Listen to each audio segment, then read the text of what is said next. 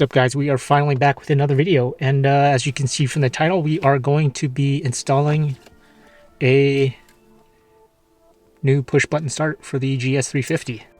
So as you can see, this is obviously a different color. This is blue, and from the 2020 UX250H, I think all Lexus hybrids have like blue push button starts, but the actual push button itself, like once you depress it, it feels a bit more premium, and as you can see, it's concave as opposed to the OEM convexed one. पर ये जो गाज होता है, इसका गाज है ना, गाज जो है कॉनकेव होता है, तो बस यही लॉजिक आप, which I don't really like, and the little, I don't know, the bezels over here are like chrome, and this one's a bit more, I don't know, matte.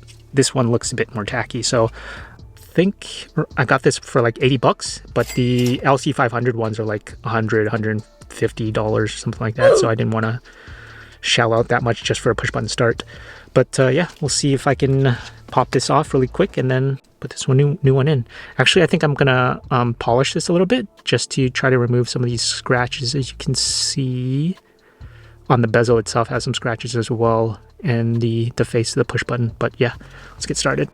So I went over it with like a one pass of like the plastics, McGuire's plastics. Didn't really do anything, but just made it like shinier. Didn't really remove any of the scratches, but yeah, we're just gonna try to pop this one off and then pop this one in. It should be plug and play. Can't say I've ever done this before, but it should be pretty easy, right? You just I'm gonna take off this chrome bezel first. Got some plastic trim removal tools here, and it should just pop off. There we go.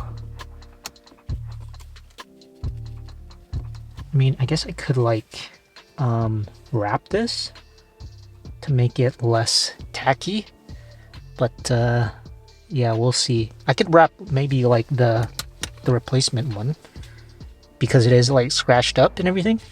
I mean, it's easier. We'll see. We'll see how easy it is to remove this first.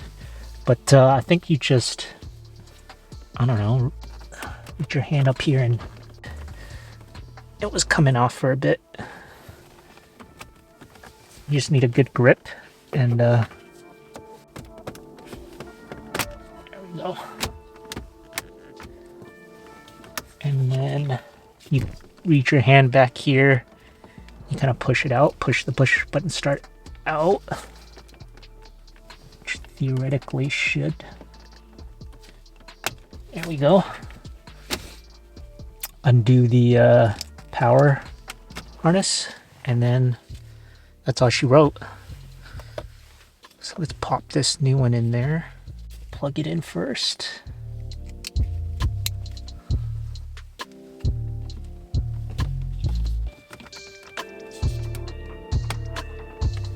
Doesn't look too bad, I guess. I mean, I would have liked the gray, but yeah, I'm not gonna pay the LC500 prices for that push button start.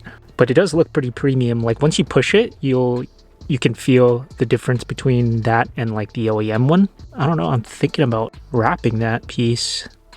We'll see. It does feel nice once you push it though,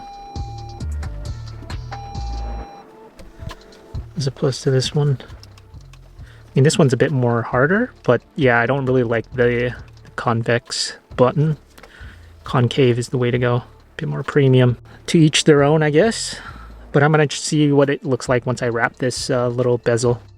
All right, there we go. Kind of just went with the carbon fiber. It's not perfect at all, but it was kind of just a test fit to see if I liked it or not. But yeah, let me see if I can just pop this in really quick. I mean, it's better than the chrome from the OEM one, but yeah, I don't know.